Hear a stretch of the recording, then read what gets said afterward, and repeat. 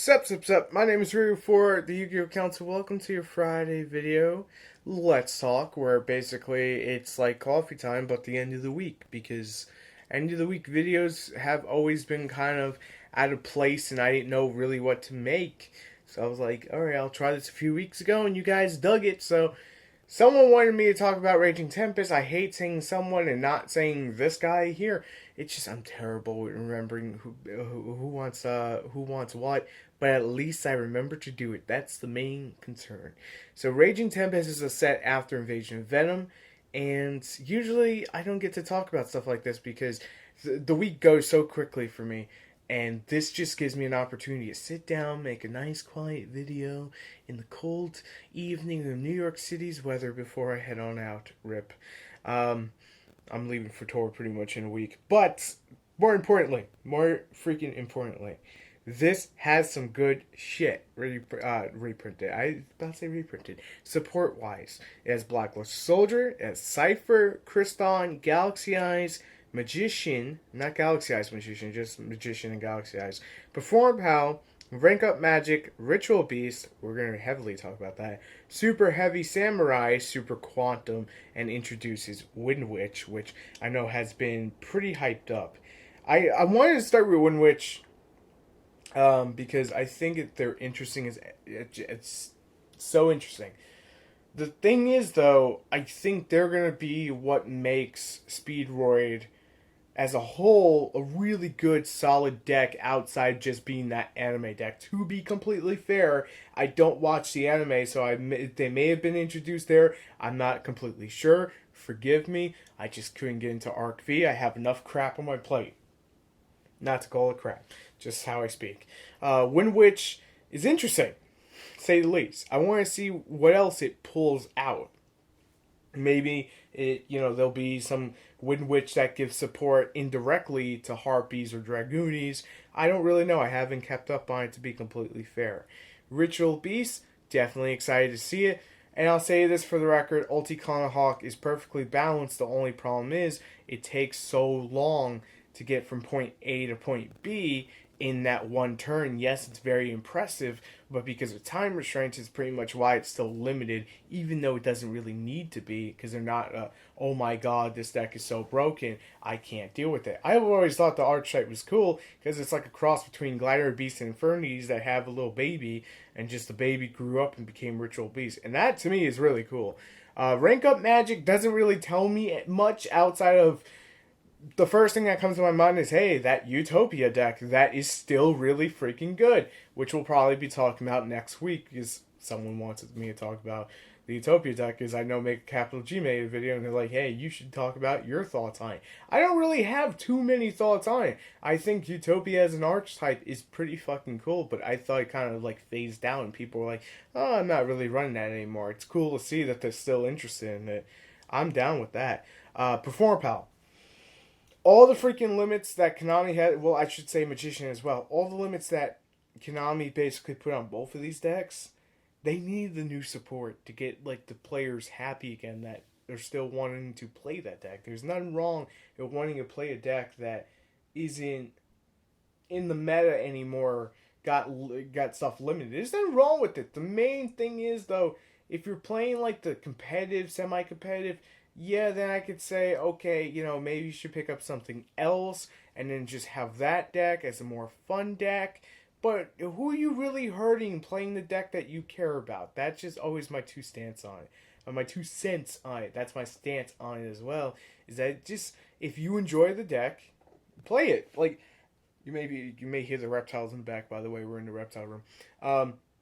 Like, the whole thing is, and we'll probably do a whole coffee time on that one day, is I just hate when people go, oh, you're bad for playing a deck that has a bunch of limited cards. Let them play what they want. Enough said. BLS, really cool archetype. It's still weird to me to say BLS is an archetype now, number one.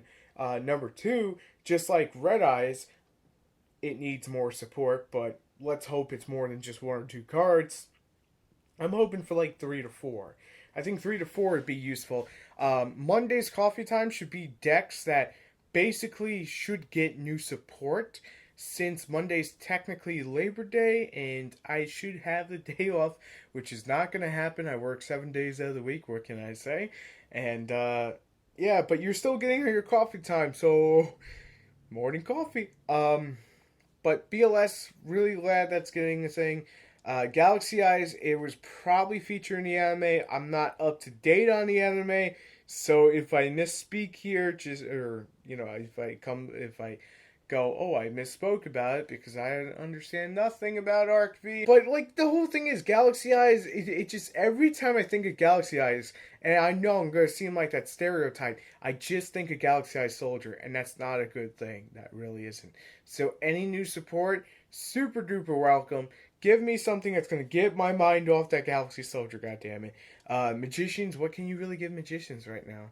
You took Pendulum Call and Wisdom Eye. You gotta give them something, but very carefully give them something because you don't want it to be super duper abused. It should just only be used by magicians. Same thing with Performer Pal. That's just how I feel about it.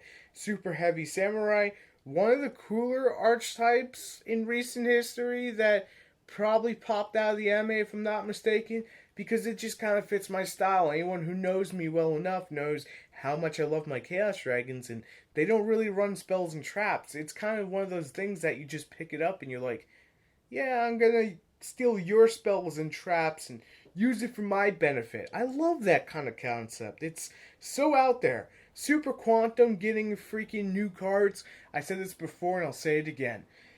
I am still ecstatic that I have a son that got into Power Rangers. Well, two sons now that are into Power Rangers, because as a kid growing up and it coming to America, I was like, oh my god, I gotta, I'm just so hyped about it. When Super Quantum, I think Mikey heard this, I screamed my head off. I'm like, oh my god, it's the Power Ranger archetype. And I wanted to build it IRL, I still haven't, because like my build just went to hell with E-Telly being limited now, so QQ. But honestly, they need something that's going to help them special summon. They're going to need two more Rangers. It's kind of the concept like, hey, we're stronger together. And then you can give new Exceeds. And then you can sell more cards, Konami. Take my fucking ideas and run with them, goddammit. They're free.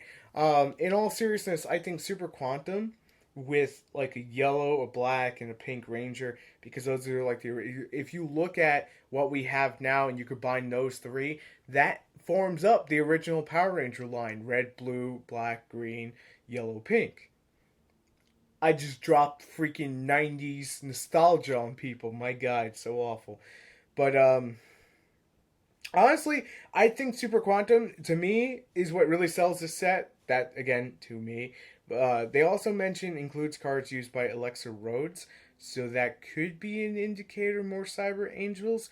I don't really remember anything else that she used. Maybe there's something, because I know for a fact she made a reappearance in Arc V. A lot of the older characters, I know this much, have made an appearance in Arc V, so there's probably something that she used that may be getting its like release, but I'm not quite sure because honestly, I don't watch the anime. I know there was usually a joke about this if you played Yu-Gi-Oh long enough. Yellow packs are usually the worst packs, and the reason for this is Cyber Dark Impact. Well, Raging Tempest is a red pack and apparently introduces some new freaking Pendulum Dragon, I think it says here. Yes, introduces the first support for Pendulum Dragon archetype. Like, I'm a little lost here, guys. Maybe that's in the anime, but that monster, it looks so much like an Odd Eyes monster. Maybe, again, I'm just out of the loop because I don't watch the anime. I'll never know because I don't watch the anime until they actually show it off. And I'll be like, oh my god, this is so cool. Look at welcome to Yu-Gi-Oh! News and shit. Yeah, I'm parodying myself because I could do that kind of thing. But hopefully you guys enjoyed this Let's Talk. I just wanted to share my thoughts on what was revealed so far. I don't really have a stance when it comes to Cypher, because Cypher's really something that is still brand new to me. I haven't messed around with enough to really get a feel for what I would want to say about them. When which, honestly, again, because I did like 2 takes for this video. The first one I kind of screwed up. I don't really know. I think they're gonna be the deck that pushes Speedroids. I really do. Because Crystal Wing is such a strong combo, but I don't want to say, yeah, they're going to be better. I don't think it's going to go that far. I just don't. Because the game state that we're in right now is in such a flux of like constant change. It'll be hard to really say when we get this set, which is right before or right after Deities in the TCG, that's going to have such an impact. And keep in mind at that time, we're going to have Treat Toad splashed everywhere. So walking Salads for fucking days, you know what I mean? I just don't know. But that's my 2 cents on it. And I'm going to end the video off here. So thank you guys so much for tuning in as always. Hopefully you enjoyed this Let's Talk and you didn't mind my buddy back there, trying to get my attention. I'm going to go give him some attention. Have a good night, guys, and I'll see you tomorrow. Peace.